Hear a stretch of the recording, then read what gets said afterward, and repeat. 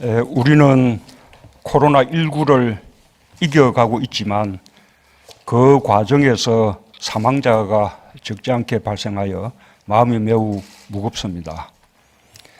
다른 나라에 비해 치명률이 상대적으로 낮다는 것으로 위안을 삼을 수 없습니다. 코로나19로 인해 희생되신 모든 분들과 유족들께 깊은 애도와 위로의 말씀을 드립니다. 방역에서 사망자를 줄이는 노력이 무엇보다 중요합니다. 특히 정신병원과 요양병원, 요양원 등 고령과 기저질환, 약한 면역력 등으로 치명률이 특별히 높은 집단 취약시설에 대한 방역에 각별한 노력을 기울여 주기 바랍니다. 우리가 방역에서 세계적으로 높은 평가를 받고 있는 것은 국민들께서 정부의 조치를 신뢰해 주시고 굳건한 연대와 협력으로 방역에 적극적으로 참여해 주신 덕분입니다. 코로나19로 인한 경제 위기를 극복하는 비결도 마찬가지일 것입니다. 코로나19가 세계 경제에 남기는 상처가 얼마나 크고 깊을지, 그 상처가 얼마나 오래 갈지 아무도 예측할 수 없는 상황입니다. 당장도 어렵지만 미래도 불확실합니다. 당장의 어려움을 타개해 가면서 어두운 터널을 지나 경기를 반등시키는 긴 호흡을 가져야 합니다. 어려운 상황이지만 정부는 최선을 다할 것이며 앞장설 것입니다. 국민들께서 정부를 믿고 연대와 협력의 정신으로 한마음이 되어주신다면 코로나19는 물론 그로 인한 경제 위기까지 충분히 극복해낼 수 있을 것입니다. 2차 비상경제회의 때 약속드렸듯이 정부는 저소득 계층과 일정 규모 이하의 중소기업, 소상공인, 자영업자들을 위해 4대 보험료와 전기요금의 납부 유예 또는 감면을 결정했습니다. 당장 3월분부터 적용할 것이며 구체적 내용은 정부가 따로 발표할 것입니다. 저소득층 국민들께는 생계비의 부담을 덜고 영세 사업장에는 경영과 고용 유지에 도움이 되기를 기대합니다. 또한 고용유지 지원금을 대폭 확대하고 고용안전망의 사각지대에 놓여있는 취약계층에 대한 다양한 생계지원 대책을 대폭 확충했습니다.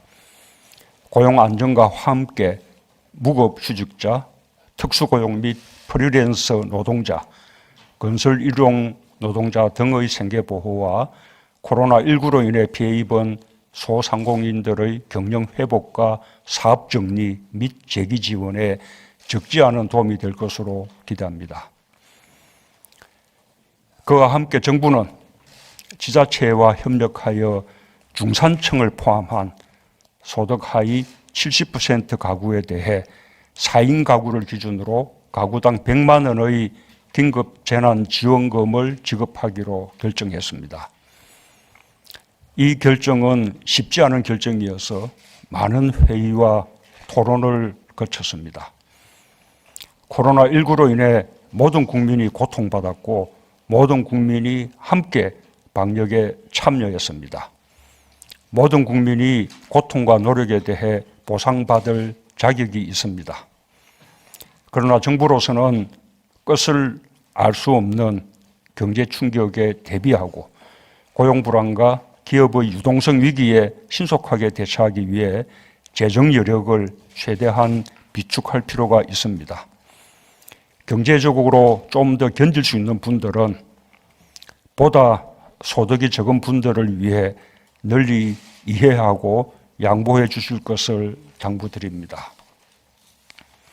긴급재난지원금은 신속한 지급이 무엇보다 중요하므로 신속하게 2차 추경안을 제출하고 총선 직후 4월 중으로 국회에서 처리되도록 할 계획입니다.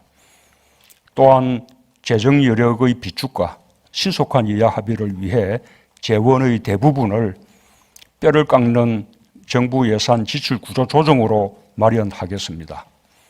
국회의 협력을 당부드립니다.